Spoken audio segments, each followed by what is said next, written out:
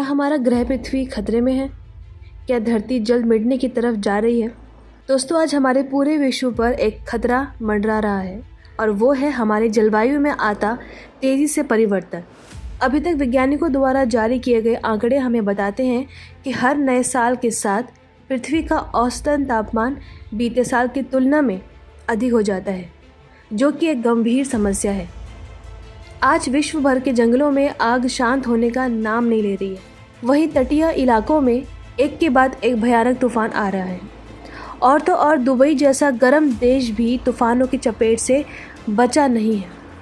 साथ ही करोड़ों वर्षों से जमे बर्फ़ के पहाड़ यानी ग्लेशियर लगातार पिघल रहे हैं। और पिछले कई दशकों से हो रहे इस जलवायु परिवर्तन का कारण सिर्फ ग्रीन हाउस गैस ही है।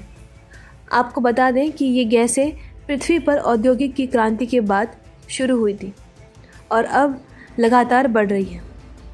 हैरानी की बात यह है कि आज भी हम इंसान ग्रीन हाउस गैसों को कम करने के बारे में गंभीरता से नहीं सोच रहे हैं।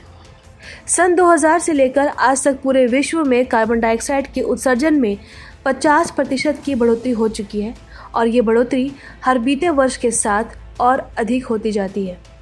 और आज सवाल उठता है कि ग्रीन हाउस गैसों के हानिकारक प्रभाव देखने के बावजूद ग्रीन हाउस गैसों की ये मात्रा में लगातार बढ़ोतरी क्यों हो रही है?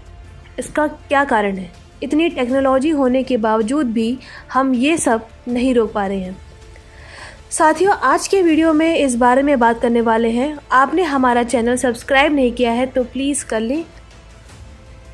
जानते हो दोस्तों, पूरी पृथ्वी पर होने वाले कार्बन डाइऑक्साइड के उत्सर्जन को हम 3 तत्वों द्वारा समझने का प्रयास करेंगे। इसमें मुख्य है जनसंख्या का आकार, विश्व द्वारा की गई आर्थिक तरक्की, ऊर्जा के प्रयोग का तरीका। सबसे पहले बात करते हैं जनसंख्या के आकार पर।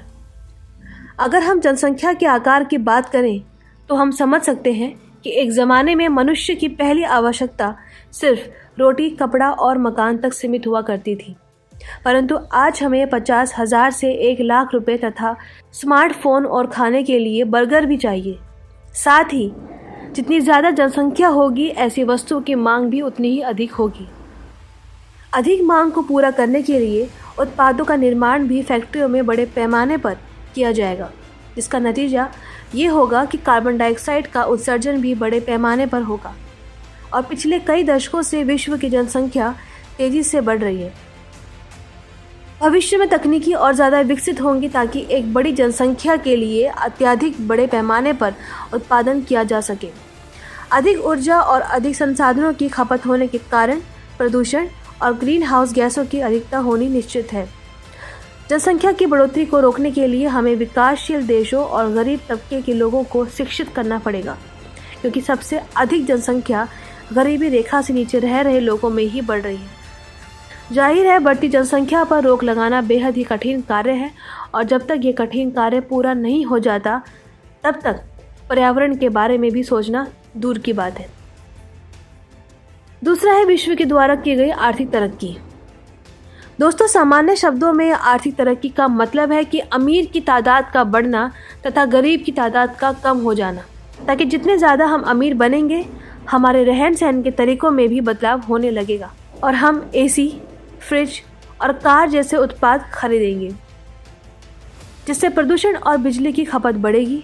उदाहरण के लिए, अमेरिका में रहने वाले एक आम नौकरी पेशे वाले नागरिक अपने रहन सहन के कारण ही गरीब अफ्रीकी देश में रहने वाले 50 किसानों के बराबर प्रदूषण फैलाते हैं, क्योंकि इन गरीब किसान के पास न धुआं छोड़ने वाली कारें हैं और न ही जहर उगलते कोयले के कारखाने, बल्कि बिजली की अधिक आवश्यकता भी नहीं पड़ती है।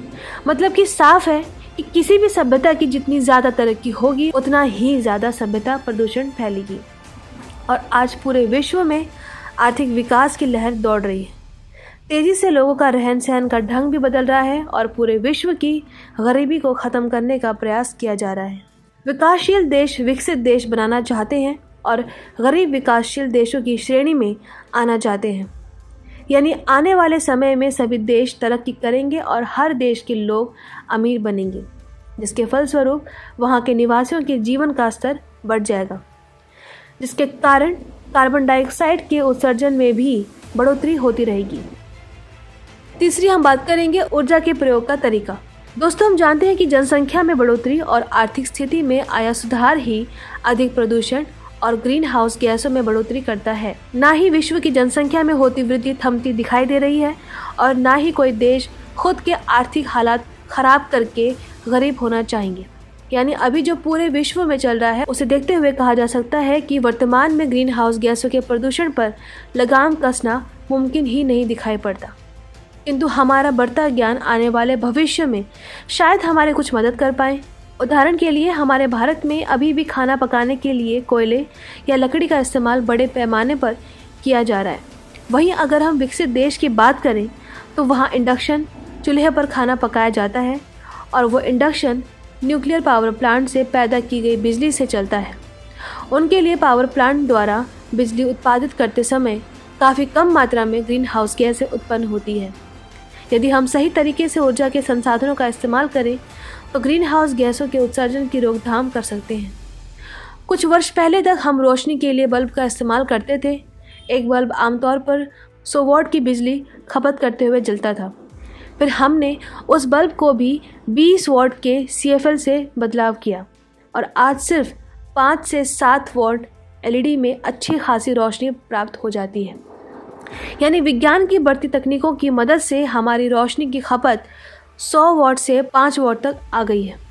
मतलब ये हुआ कि आने वाले भविष्य में प्रौद्योगिकी को और अच्छे तरीक़ों से लाया जाए ताकि ज़्यादा से ज़्यादा ऊर्जा या बिजली बचाई जाए, जिससे कार्बन डाइऑक्साइड गैस के उत्सर्जन में भी भारी कमी आएगी। आने वाले भविष्य में बिजली बचाने के लिए आर्टिफिशियल इंटेलिजेंस का प्रयोग करने की कोशिश भी की जा रही है, जिससे अगर कमरे में कोई नहीं होगा तो लाइट खुद ब खुद बंद हो जाएगी या आप घर से बाहर बैठे भी फ़ोन के ज़रिए अपने घर की सभी इलेक्ट्रिक वस्तु को बंद कर सकते हैं। अगर आपको हमारा ये वीडियो पसंद आए तो प्लीज़ इसे लाइक कीजिएगा। तब तक के लिए देखते रहिए साइंस मैनिक।